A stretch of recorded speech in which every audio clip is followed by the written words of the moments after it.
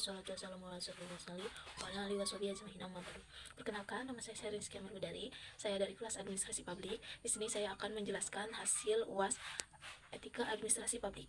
Aspek transparansi merupakan hal yang esensial dalam kaitan dengan pertanggungjawaban publik di suatu negara yang menganut sistem demokrasi. Namun demikian, ada pihak-pihak yang menganggap bahwa demi kepentingan negara perlu diatur hal yang tidak boleh secara terbuka disampaikan ke publik. Itulah yang kemudian memunculkan wacana tentang perlunya undang-undang mengatur tentang rahasia negara. Bagaimana pandangan Anda terkait dengan hal tersebut? Pandangan saya terkait dengan transparansi dan rahasia negara. Transparansi penting untuk menciptakan akuntabilitas dalam demokrasi, namun batasan harus ada terkait informasi yang menyangkut keamanan negara.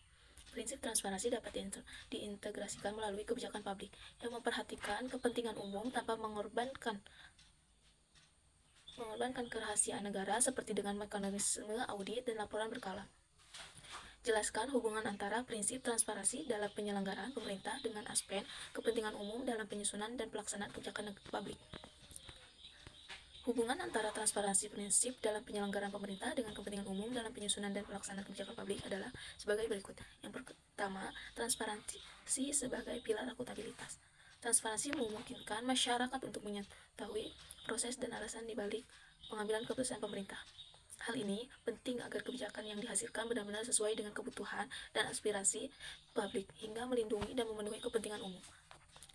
Yang kedua, partisipasi publik. Dengan transparansi, masyarakat dapat mempartisipasi aktif dalam proses penyusunan kebijakan publik. Partisipasi ini memastikan bahwa kebijakan yang dihasilkan lebih inklusif dan memperhatikan kebutuhan berbagai kelompok masyarakat.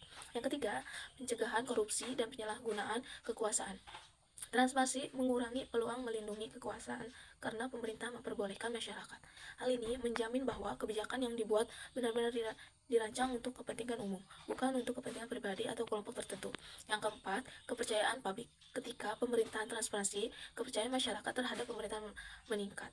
Kepercayaan ini penting untuk memperhasilkan pelaksanaan kebijakan publik, karena masyarakat cenderung lebih mendukung kebijakan yang dianggap transparansi dan adil.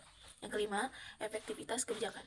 Transparansi membantu mengidentifikasi kebutuhan dan tantangan dengan lebih baik, sehingga kebijakan publik dapat dirancang dan dilaksanakan secara lebih efektif untuk melayani kepentingan umum. Dengan demikian, transparansi adalah elemen kunci yang membuat kebijakan publik dapat dibuat dan dilaksanakan untuk memenuhi kebutuhan dan melindungi kepentingan masyarakat secara keseluruhan. Soal yang kedua, terhadap berbagai kecenderungan yang dapat menghambat proses penerapan birokrasi model hiber. Di antaranya adalah kecenderungan patrimonial. Adakah pengaruh dominasi patrimonial tersebut terhadap etika pelayanan publik? Jelaskan. Jadi, dominasi patrimonial dapat mempengaruhi etika pelayanan publik secara signifikan, terutama dalam konteks birokrasi dan pemerintah. Patrimonialisme mengacu pada sistem di mana hubungan personal, loyalitas, dan kedekatan dengan penguasaan menjadi dasar distribusi kekuasaan. Alokasi sebagai dasar dan pengambilan keputusan bukan berdasarkan aturan yang personal atau meritokrasi. Soal yang ketiga, salah satu persoalan yang terkait dengan buruknya pelayanan publik adalah munculnya ekonomi biaya tinggi, high cost ekonomi. Bagaimana menurut Anda yang seharusnya pemerintah memperbaiki aspek pelayanan tersebut agar tidak memicu penguatannya ekonomi biaya tinggi? Jadi, untuk memperbaiki kualitas pelayanan publik agar tidak memicu ekonomi biaya tinggi, pemerintah dapat melakukan beberapa hal, seperti memperpendek prosedur pelayanan.